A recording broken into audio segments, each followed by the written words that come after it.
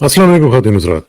आज पाकिस्तान की अदालती तारीख जो है उसका बहुत ही ब्लैक डे जिसको कहा जा सकता है वो है। क्योंकि जो डिसीजन सुप्रीम कोर्ट ने दिया है और जिस तरीके से उसका इम्पैक्ट होने जा रहा है, यानी कोई ज़ी शऊर इंसान जो है वो ये सोच भी नहीं सकता कि किसी मुल्क में जहाँ पे कुछ थोड़ी-सी भी किसी में एक रत्ती भर भी कोई इज़्ज़त और गैरत और हया और शर्म हो, वहाँ पे इस तरह की चीज़ें जो हैं वो देखी नहीं जाती हैं। लेकिन हमारे यहाँ प्रैक्टिकली इस तरह की चीज़ें हो रही हैं। अब इसका क्या इम्पैक्ट क्या होगा? इसका ज़रा जाँचने की कोशिश करेंगे कि इसका मकसद क्या है? क्यों इतनी भयानक किस्म के फैसले जो हैं वो लिए जा रहे हैं? इसके साथ आगे रिलेटेड क्या-क्या चीज़ें हो सकती हैं? इसका ज़रा तज़िया करेंगे और पूरा जो मंज़रनामा है उसको आपके सामने शेयर करने की कोशिश करेंगे। साथ-साथ हम ये भी देख रहे हैं कि जो डीजीआई एसपीआर साहब हैं, उन्होंने भी बड़ा ज़बरदस्त स्टेटमेंट दिया और एक ही दिन में ऐसी ज़बरदस्त किस्म की खबरें आ रही हैं कि हम हैरान हैं। उन्होंने कहा है जी कि हमें सियासत में मत खींचा जाए। और हमारा सियासत से कोई ताल्लुक नहीं है, सियासी पार्टियों से बात की जाए और रियासत जो है वो हुकूमत की जो जो हुकूमत में पार्टी होती है वो रियासत होती है। अब इस तरह की बातें उन्होंने बीबीसी के साथ इंटरव्यू में कही हैं। इसका भी ज़रा तज़किया करते हैं कि ये उनको क्यों कहना पड़ रहा है और क्या इसमें हकीकत भी है या नहीं है। साथ-साथ एक बहुत ही अफ़सोसनाक वाक़या स्वात वाला, वो आपने देखा होगा कल हुआ और बहुत ही जानकाह और बहुत ही दिल दहला देने वाला वाक़या जिसके ऊपर गंडापुर साहब ये फरमा रहे हैं कि मेरी ये ड्यूटी है कि मैं जाके लोगों को तंबू देता फिरूँ। तो मेरा ख़्याल है कि शेम ऑन गंडापुर साहब, आप चीफ़ मिनिस्टर हैं वहाँ के और आपके ऊपर ज़िम्मेदारी एक-एक शख़्स की आती है जो वहाँ पे मौजूद है। तो इसलिए मुझे हैरान हूँ मैं कि ये पीटीआई किन लोगों के हाथों में चली गई है कि इमरान खान जो था, वो अपने आप को हर बंदे के सामने अकाउंटेबल ठहराता था। तो उसके लोग जो हैं वो अब ये कह रहे हैं कि मैं तंबू नहीं जाके दे सकता। दूसरी तरफ इंटरनेशनल सिनेरियो को भी ज़रा टच करने की कोशिश करेंगे। ट्रंप साहब कह रहे हैं कि गज़ा के ऊपर अगले हफ्ते में सीज़ फायर जो है वो मुतवक्को है। वो देखते हैं नेतन्याहू साहब इस वक़्त एक व्हाइट हाउस का विज़िट माँग रहे हैं। वो कह रहे हैं मुझे व्हाइट हाउस बुलाया जाए। क्यों माँगने इसका भी ज़रा तज़िया करेंगे अगर टाइम मिला तो। और साथ-साथ हम ये भी देख रहे हैं कि अमेरिका में सुप्रीम कोर्ट ने बड़ा ज़बरदस्त उनकी कोर्ट ने डिसीजन दिया है बर्थराइट सिटीज़नशिप के हवाले से जो कि सपोर्ट कर रहा है जनाब ट्रंप साहब को। और एक और बिल सेनेटर ली ने इंट्रोड्यूस करा दिया जिसमें उन्होंने कहा जी कि हमें नेटो को छोड़ देना चाहिए। सारी चीज़ें हैं, देखते हैं कितना टाइम हम इनको दे सकते हैं, कितना कवर करेंगे। तमाम उम्र गुफ्तगू करने के लिए हमारे साथ तशरीफ़ रखते हैं जनाब साद हफ़ीज़ साहब, सीनियर राइटर हैं, अमेरिका से बात करेंगे जी। साद भाई अस्सलाम वालेकुम जी। जी, वालेकुम सलाम कैसा हैं सर?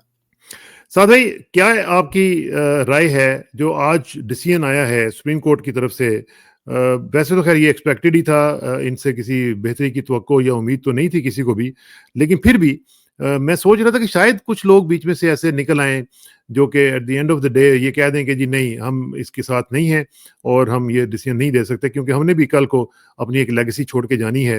अब तो खैर मुझे लगता है पाकिस्तान में लेगेसी का लफ्ज़ किसी को याद भी नहीं है क्योंकि लेगेसी भी चीज़ होती है। What's your take on it? जी हाँ, बड़ी लंबी स्टोरी है, बड़ी अफ़सोसनाक स्टोरी है ये कि पहले आपने एक पार्टी को नाअहल किया, आपने एसेंशियली उनका राइट जो कि कॉम्पिटिटिव इलेक्शन है उसको छीना। उसके बाद उस पार्टी ने रिस्पॉन्ड किया bye winning the election convincingly, PTI की मैं बात कर रहा हूँ। और फिर आपने ऐसा एक ये सिस्टम सेटअप किया कि क्योंकि वो इंडिपेंडेंस रन किया था उन्होंने, तो उनको आपने ये उनसे ये सीटें आज ले ली परमानेंटली और अब ये डिस्ट्रीब्यूट होगी उन पार्टीज की को जिनकी रिप्रेजेंटेशन है पार्लियामेंट में, जो रिकग्नाइज पार्टीज हैं। लेकिन देखिए ओरिजिनल सिन जो था वो तो यही था ना कि भाई आपने एक रिकग्नाइज पार्टी का सिंबल ले लिया क्योंकि उन्होंने सपोजिटली एक कंट्रोवर्शियल इलेक्शन, इंटरनल इलेक्शन करवाया था जो कि लेजिटिमेट नहीं कहा था कोर्ट ने उस जमाने में। काफी दिन की बात हो गई तो एनीवे उसके मोर इम्पोर्टेंट जो हो गया तो हो गया, भी एक्सपेक्टेड, जैसे आप कह रहे हैं कि हमें पता था कि ये होने वाला है। अब इसके रेमिफिकेशंस क्या होने वाले हैं, क्या इसके कॉन्सिक्वेंसेस होने वाले हैं, वो बेसिकली तो क्लियर है। मैंने आपसे लास्ट शो में भी कहा था कि इन्होंने क्योंकि इमरान खान को ये माइनस नहीं कर सकते तो इन्होंने पीटीआई को माइनस कर दिया है और ये उसका एक सेकंड टू लास्ट स्टेप है। तो मेरा ये ख्याल है ये करने वाले ये हैं अब कि they are going to force the PTI members to resign from parliament essentially, क्योंकि एक सोच है पीटीआई के अंदर कि सिस्टम ने उनको कंप्लीटली फेल कर दिया आज, कंप्लीटली फेल कर दिया, हाँ, तो उनके पास अब आगे जो है कहाँ जाना है इन्हें, और क्या इनका स्ट्रेटेजी होगी आगे। तो एक स्ट्रेटेजी तो ये है ना कसाना साहब के सब रिजाइन कर दें एसेंशियली, और फिर ये सिस्टम को फाइट करें फ्रॉम द आउटसाइड। हाँ, रिस्क है, क्योंकि ये आपको तो पता है ना कि ये बाई इलेक्शंस करवाएंगे, फिर जो ये सीटें अगर इन्होंने रिजाइन कर दिया और फिर ये अपने लोगों को उसमें भर देंगे। लेकिन बात तो ये है ना कि अगर सिस्टम ने उनको कंप्लीटली फेल कर दिया ऑलरेडी, तो क्या फायदा है सिस्टम में रहने का? यही है ना, यही बात है कि जो फायदा है, अब देखें ना, ये जो मैं दिखा रहा हूँ ये इलेक्शन रिजल्ट्स हैं, जिस आप देख सकते हैं कि किस तरीके से बदले गए हैं इलेक्शन रिजल्ट्स, और किस तरीके से ये खींची मीची करके इन्होंने इस तरह रिजल्ट्स बनाए हुए हैं। यानी दिस इज अनबिलीवेबल। देखें 173 को 973 बना दिया हुआ है, ये इस तरह की जो चीजें हैं। ये जो काम है 17 सीटों वालों को, ये अब 2/3 मेरा ख्याल है कि वो दे के, और उसके बदले में फिर उनसे कुछ और काम करवाएंगे। और साथ ही साथ मुझे जो लग रहा है वो ये है, साथ भाई please correct me if I am wrong, मसला ये है कि जो चीजें हम देखना चाह रहे हैं वो तो हो नहीं रही है, लेकिन जो ये चाह रहे हैं, जिस तरीके से हम देख रहे हैं कि एक फेडरल गवर्नमेंट में, मुझे लगता है कि ये अब फेडरल पार्लियामेंट में मुख्तलिफ बिल्स लाने की कोशिश करेंगे जो कि इनके इक़्तिदार को तूल देने के लिए। फॉर एग्जांपल ये भी हो सकता है कि जी 2/3 अक्सरियत जैसी मिलेगी, बाकी चीज़ें भी हो सकती हैं। चीफ ऑफ आर्मी स्टाफ जो हमारे हैं, जो फील्ड मार्शल साहब, उनके लिए भी कुछ ना कुछ रास्ता इस तरह का निकाला जा सकता है, जिस तरह अभी वो ट्रंप से मिल कर आए हैं, उसके बाद उनका कॉन्फिडेंस लेवल भी काफ़ी बढ़ा हुआ है। फिर ये भी हो सकता है कि नई एक कोई इस तरह की कोई हुकूमत जो है वो बनाने की कोशिश की जाए और PMLN को फारिग कर दिया जाए। ये जो सूरत हाल है, फिर साथ इसमें इसराइल का मसला भी जुड़ा हुआ है, क्योंकि इसराइल का भी काम जो है वो भी हमने करना है ना, वो भी निपटाना पड़ेगा हमें, क्योंकि हम मुलाकात तो कर रहे हैं, अब उसके बाद जो चीज़ें हैं वो डिलीवर भी तो करनी है ना। जी हाँ, मैं इस पे PTI के ऊपर जो बात है वो फिनिश कर दूं। मैं ये कह रहा था कि PTI का ऑब्जेक्टिव क्या है। मेन ऑब्जेक्टिव तो ये है ना कि इमरान खान को रिलीज करवाना जेल से, जो कि ये एस्टेब्लिशमेंट और ये फॉर्म 47 की गवर्नमेंट जो है वो बिल्कुल मूड में नहीं है, वो नहीं करना चाहती। तो अब क्योंकि सिस्टम ने फेल कर दिया है, तो PTI के पास क्या ऑप्शन रहा है? मेन ऑप्शन यही रहा है कि भाई आप सिस्टम को एक्सेप्ट ही नहीं करें और अपनी स्ट्रगल आउटसाइड द सिस्टम करें फॉर इमरान खान से रिलीज। ये तो मैं PTI की बात कर रहा हूँ। अब जो आप बात कर रहे हैं विच इज वेरी क्रूशल, वो ये है कि अब ये 27वीं आइन का अमेंडमेंट लाना चाहते हैं और ये तरमीम लाना चाहते हैं, और जिसमें ये बहुत सी चीजें कर सकते हैं। और उसमें एक जो मेन चीज है मेरे ख्याल में, वो ये है कि इस हाइब्रिड निजाम को, ये जो अब नेक्स्ट जो टॉपिक हम डिस्कस करेंगे अभी, ये जो ISPR का, कि ये उसको फर्दर स्ट्रेंथन करते हैं, जैसे आप बात कर रहे हैं। और उसमें ये है कि भाई अब ये तो वहां से मिल के आ गए हैं, तो इनके लिए क्या रोल है? मेरा ये ख्याल है कि इमीडिएटली ये नहीं करें कसाना साहब, क्योंकि अभी इस वक्त ये 1 पेज कंफर्टेबल चल रहा है, इसमें कोई ऐसी चीज नहीं है। मेरे ख्याल में द मेन पॉइंट इनका ये होगा कि PTI के ऊपर प्रेशर रखे, और उसके लिए ये भी कर सकते हैं ये कि PTI के मेंबर्स जो कुछ हैं उनके ऊपर मुकदमे और ज्यादा कर दिए जाए, उनके ऊपर प्रेशर और ज्यादा डाल दिया जाए, तो ये कर सकते हैं। वो तो कर ही रहे हैं, लेकिन जो 27वीं तरमीम, जिसे अभी 26वीं तो हो गई, अब 27वीं तरमीम की जो बातें हो रही हैं उसमें ये भी तो ये कर सकते हैं ना। देखें इस वक्त जो मसला है वो ये है कि कोई सरकारी मुलाजिम जो है वो मुल्क का सदर नहीं बन सकता, ठीक है ना जी।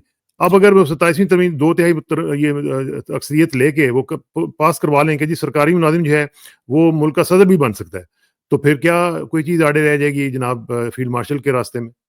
नहीं, वो तो नहीं रह सकती, लेकिन the point of the matter है उसकी जरूरत क्यों है इस वक्त? फिलहाल तो इनके पास जरदारी साहब हैं, जैसे भी है वो, उनकी जो हालत है, जरदारी तो है। देखें ना, मैं आपको बताऊं साद भाई, देखें जरूरत इसलिए है, देखें मैं आपको बताता हूँ, जरूरत इसलिए है कि जब आप सदर होते हैं ना, तो फिर आपका व्हाइट हाउस का दरवाजा आपके लिए खुल जाता है, गाड़ी आपकी सीधी अंदर जाती है, ठीक है ना जी। जी हाँ, वो बिल्कुल ठीक है, वो अपनी जगह बात है। लेकिन अब इन्हें मेरे ख्याल में वो ज्यादा इंपॉर्टेंट नहीं रहा कि एक दफा तो ये मिल आए और उनकी रिकग्निशन उन्होंने ट्रम्प साहब ने मल्टीपल टाइम्स दे दी कि but he is a strong man, नाम भूल गए, लेकिन I am very impressed and all the rest of it. मेरे ख्याल में वो इतना इंपॉर्टेंट नहीं है, इन्हें आर्मी के ऊपर कंट्रोल रखना है, ये बड़े क्रूशल है। The main thing for him is कि he does not want to make the same mistake that Musharraf did, to take नहीं तो ऑफ। वो आर्मी चीफ भी रहेंगे और सदर भी रहेंगे। नहीं, वो इतना आसान नहीं होगा। हम प्रेसिडेंट भी बन जाएंगे, आर्मी चीफ भी रहेंगे जैसे जिया थे और अयूब खान थे, लेकिन वो बात, वो जो बात है ना, और एक हद तक मुशर्रफ साहब भी थे। एक हद तक for a time he was. लेकिन मैं हाँ। ये कह रहा था कि इनके लिए क्या चीज ज्यादा इंपॉर्टेंट है इस वक्त। इस हम्म, वक्त ये इंपॉर्टेंट है कि ये सिस्टम इनके लिए चलता रहे, इनकी सो कॉल्ड इकोनॉमिक पॉलिसीज जो हैं, SIFC और ये एसेंशियली सक्सेसफुल हो जाएं, और उससे इमरान खान का नाम मिटाने में इनको आसानी हो। आसानी हो तो जाए। तो क्या इसमें इसराइल की रिकग्निशन भी आ सकती है 27वीं तरमीम के बाद?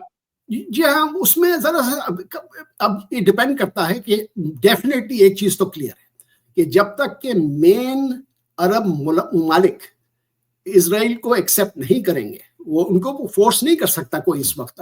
MBS भी बड़ा केयरफुल रहेगा, क्योंकि MBS को भी पता है कि बड़ी फ्रेजाइल है उसकी भी कंट्रोल उस हाँ कंट्री के हाँ ऊपर। हाँ और हाँ। अगर अवाम एक दफा अरब स्टेट की मैं बात करता हूँ, हम लोग उसको बहुत ज्यादा इंपॉर्टेंस नहीं देते, लेकिन इंपॉर्टेंट भी है कि भाई क्यों after what they have done in Gaza, या जो इसराइल ने वहां किया है, इतनी आसानी से अरब भूल नहीं जाएंगे पैलेस्टीनियन, फिर भी अरब से। तो हाँ। उसमें वक्त लगेगा। आई डोंट थिंक कि एक बिजनेस डील ट्रम्प की और ये सारे जंप करेंगे। और तो फिर एक हफ्ते में 2 दफा मार्को रूबियो को कॉल करने की क्या जरूरत पड़ी? नहीं, मार्को रूबियो को कॉल करने की तो बहुत इंपॉर्टेंट बात है ना, कि देखिए एक चीज हुई है यहाँ, वी हैव टू एक्सेप्ट कि ये इंडिया पाकिस्तान की जंग को तो खैर काफी दिन हो गए, उसमें जो फायदा हुआ पाकिस्तान को वो तो एविडेंट है। हाँ हाँ। और जो ये ईरान की जो जंग है इसराइल के साथ हुई है, उससे पाकिस्तान की इंपॉर्टेंस बहुत बढ़ गई है। क्योंकि आप इस तरह देखें, एक ओनली मुस्लिम एटॉमिक पावर, और दूसरी चीज ये है कि stable country, at least they think it's a stable country with a strong leadership. तो इनको ऐसी और इस ज्योग्राफी के अंदर खसाना साहब, ये बड़ी इंपॉर्टेंट है भाई। अफगानिस्तान से, इंडिया से, ईरान से बॉर्डर मिलती है, और इतनी स्ट्रॉन्ग अगर एक कंट्री हो, और वो भी मुस्लिम मेजॉरिटी कंट्री हो, तो मेरे ख्याल में ये इनकी उनको इंपॉर्टेंस ये दे रहे हैं, इसी वजह से दे रहे हैं। तो मेरा ये ख्याल है कि नेक्स्ट स्टेप इनको लेने की जरूरत नहीं है, अनलेस के सऊदी अरेबिया ने रिकॉग्नाइज के लिए वो कर लें। और वो MBS ने वैसे कह दिया कि भाई वो नहीं करने जा रहे हैं until and unless there is a Palestinian state with East Jerusalem at its capital। वो देखते हैं क्या होता है। लेकिन DGI SPR साहब की स्टेटमेंट की तरफ बढ़ते हैं जी, कि वो फरमा रहे हैं, BBC को इंटरव्यू दिया है उन्होंने, और उन्होंने ये कहा है कि हमें सियासत में मत खींचा जाए, ये आप लोगों को बड़ी बुरी आदतें पड़ी हुई हैं जो आप हर बात में फौज को इसमें डाल देते हैं कि जी फौज ये करवा रही है, फौज वो करवा रही है। वो कह रहे हैं हमारा कोई ताल्लुक नहीं है सियासत से। और इसके बाद फिर जाहिर है कि एक रिएक्शन भी लोगों की तरफ से आ रहा है। What's your take on it? मुझे तो बड़ी हंसी आई जब इन्होंने ये चीज कही कि हमारा कोई सियासत से ताल्लुक नहीं है। इनका सियासत से अलावा और क्या ताल्लुक रहा है? तो इनका सारा ताल्लुक ही सियासत से रहा है। ये they have made and broken civilian governments, ये कंट्रोल करते हैं पॉलिटिशियंस को। और ये इतना ब्रेजन फेस्ड, यानी कि क्या कहते हैं उसको उर्दू की ट्रांसलेशन आप कर दें कि भाई आप इंटरव्यू में कह रहे हैं, कंप्लीट झूठ बोल रहे हैं आप। मैं और क्या कहूंगा कि भाई आपका कोई इंटरफेरेंस नहीं है, सारा इंटरफेरेंस इन्हीं का है। यही बनाते हैं सिस्टम को, यही चलाते हैं सिस्टम को। और अब तो ये हो गया है ना कि आपका डिफेंस मिनिस्टर, जो कि लास्ट वीक बात हुई थी, कि भाई उन्होंने तो एक्सेप्ट कर लिया कि बड़ा वंडरफुल निजाम है, अच्छा निजाम है हाइब्रिड जो है। इसमें तो इस तरह बोलना, ये खुद का मजाक उड़वा रहे हैं दुनिया का से। और वो इनके वज़ीर दिफा हैं जिनके अंडर ये आते हैं, तो इनको चाहिए कि ये उनसे भी जरा पूछें कि भाई हम तो सियासत में है नहीं, तो आप हाइब्रिड निजाम कैसे बना रहे हैं? जी हाँ, बिल्कुल। तो आपने यही देख लिया ना कि यही एक कॉन्ट्रडिक्शन है, हिपोक्रेसी है इनकी, कि ये बोले चले जा रहे हैं इस तरह की बात है। अब इनको चुप हो जाना चाहिए, इनको बोलने की अब जरूरत नहीं है इसकी। अच्छा साहब, ये साथ एक जो हमने देखा है आज, बड़ा ही अफसोसनाक वाकया स्वात में हुआ, हमने पढ़ा उसका एक्सीडेंट जो हुआ है, जिस तरीके से लोग जो हैं 10 लाशें तो अभी तक मिल चुकी हुई हैं।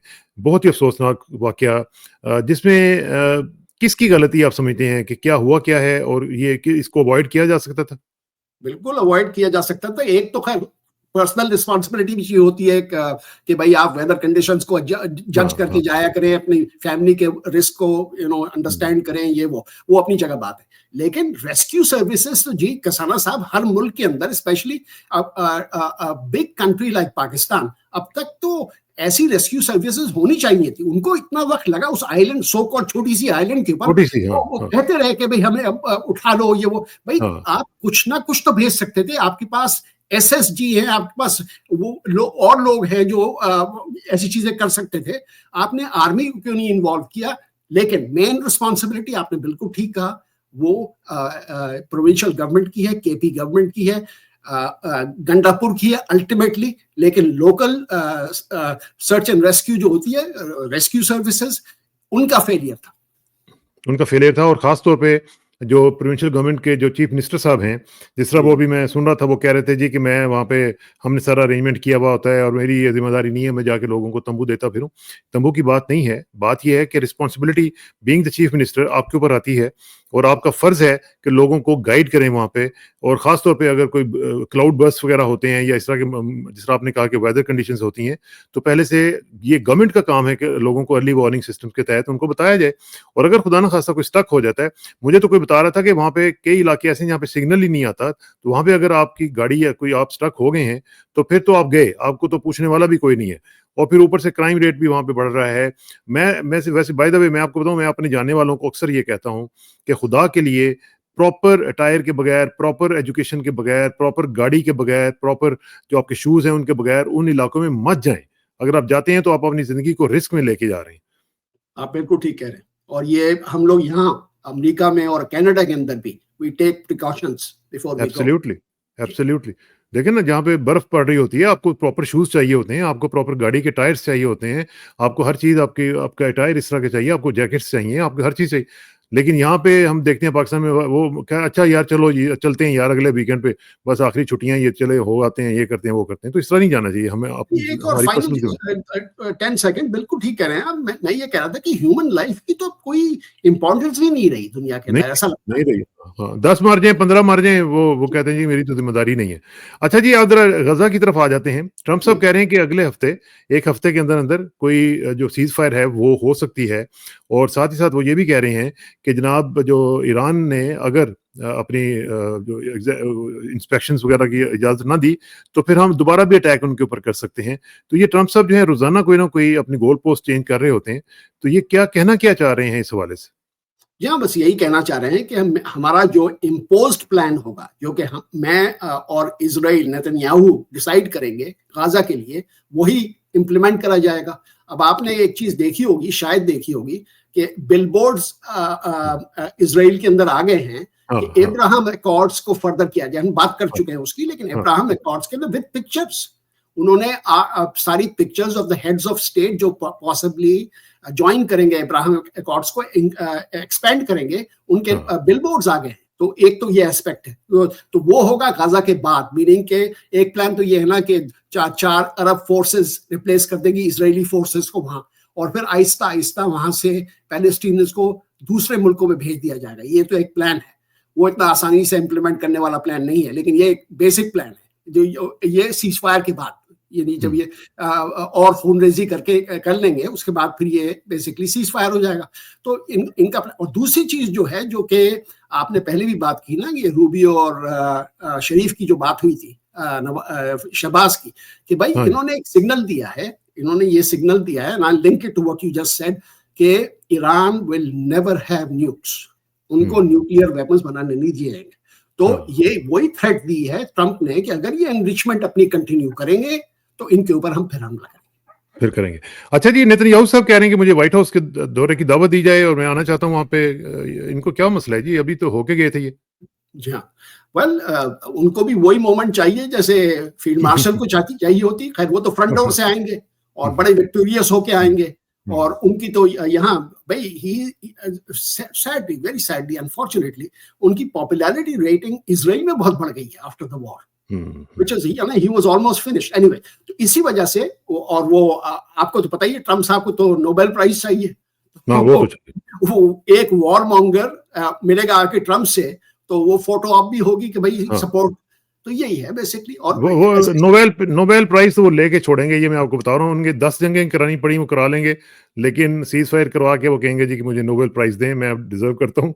अच्छा, जी एक और चीज मुझे बताएं कि जी आपके ही मुल्क से खबर ये आ रही है कि जो बर्थ राइट सिटीजनशिप का जो ट्रम्प साहब ने ऑर्डर निकाला था, उसको अदलिया ने वहां पे अपहोल्ड कर दिया और उनका जी कि ये आप ठीक कर रहे हैं। ये तो बड़ा मसला बन जाएगा लोगों के लिए। जी हाँ, मसला बन जाएगा। लेकिन आपको मैं बताता हूँ, यहाँ बड़ी फीलिंग है इस चीज के ऊपर, क्योंकि ये दो तीन ही कंट्रीज अब दुनिया के अंदर रह गई हैं जैसे ये एक लॉ थी। तो बहुत से लोग इसको मिसयूज करते थे कसाना साहब, कि अच्छा, भाई आप वो आके बच्चे यहाँ पैदा करके और फिर वो देख लेते थे कि भाई। चले जाते थे। तो जी हाँ, तो उसके ऊपर काफी यहाँ रिएक्शन हुआ है। तो इस वजह से ये रिफ्लेक्ट कर रहा है सुप्रीम कोर्ट के ऊपर। नाउ आई डोंट नो कि भाई ये पास हो जाएगा या नहीं, लेकिन ये पॉपुलर सब्जेक्ट है। इसी वजह से शायद कोर्ट ने भी सोचा होगा कि उनको सपोर्ट जी किया हाँ, जाए। और आपको तो पता है ना, जो कोर्ट स्टैकिंग तो अमेरिका में डिफरेंट स्टाइल की होती है ना। वो डिफरेंट हो रही है। हम जब प्रीवियस टर्म के अंदर ही वाज लकी कि 2-3 मॉडरेट जजेस थे, वो पास अवे कर गए, तो इन्होंने अपने कंजर्वेटिव लगा दिए। हाँ तो हाँ अभी बैलेंस कंजर्वेटिव्स का है ना कोर्ट के हाँ हाँ, इस अंदर। वक्त तो इस वक्त उन्हीं का ही है। लेकिन मसला ये है ना कि अगर अगर पास ये हो जाता है और ये कानून बन जाता है, तो फिर जब भी ये चाहेंगे किसी की भी रिवोक कर सकेंगे सिटीजनशिप। नहीं, ये रेट्रोएक्टिव नहीं होगा। ये मैं आपको अब लिख के बता देता हूँ कि ये नहीं, वो होगा एक सेट टाइम से। वो रेट्रोएक्टिव नहीं होगा कि जो हो चुके हैं उनका कैंसिल कर दें, ऐसी चीज नहीं होगी। लेकिन अगर ये जिस दिन ये अप्रूव हो जाता है, उस दिन से फिर ये नहीं, बर्थ राइट अलाउ नहीं होगा। ठीक है। अच्छा, एक सेनेटर ली हैं जो इंट्रोड्यूस करवा रही हैं एक बिल को, और वो बिल ये है कि यूएस मस्ट लीव नेटो।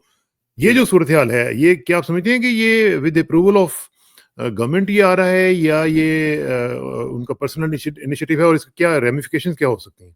देखिए, दो फैक्शंस है ना रिपब्लिकन पार्टी के अंदर। एक एक्सट्रीम फैक्शन है मैगा का, जो कि ये कहता है कि भाई हमें नेटो क्यों चाहिए, लेट देम डिफेंड देमसेल्व्स। उनको खुद ही अपने डिफेंस का तैयारी करनी चाहिए, पैसे देने चाहिए 5% ऑफ जीडीपी, जो कि ये करते नहीं है यूरोपियन कंट्रीज। हम उनके लिए क्यों करें? तो ये एसेंशियली ये एक स्प्लिट है रिपब्लिकन पार्टी में। मेरे ख्याल में ये पास नहीं होगा, लेकिन ये एक इनिशिएटिव है। अच्छा, चलें, जाते जाते मैं आपको एक चीज़ दिखाता हूँ, ज़रा देखिएगा। और मैं आपको, बल्कि ठहरें एक सेकंड, मैं आपको दिखाता हूँ कि उसमें है क्या, और बड़े इम्पोर्टेंट चीज़ है। और वो है बिलावल जरदारी साहब के बारे में, कि जो वो एक गुस्से में मैं देख रहा हूँ कि वो आ जाते हैं आजकल। तो वो ज़रा देखिएगा, बल्कि थोड़ा सा आगे गुजर गया ये, इसको थोड़ा सा हम,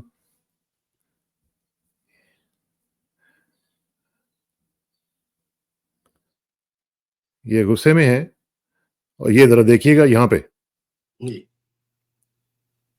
ये देखें आप, ये और हमारे लीडर्स हैं। उनकी बहन पीछे है, उनकी बहन भी साथ है, जी जी। उनकी बहन भी साथ हैं, और ये इस तरह की हरकतें करते हैं। और ये हमारे नेशनल लीडर्स हैं जिनको अपने टेम्परामेंट पे कोई कंट्रोल नहीं है।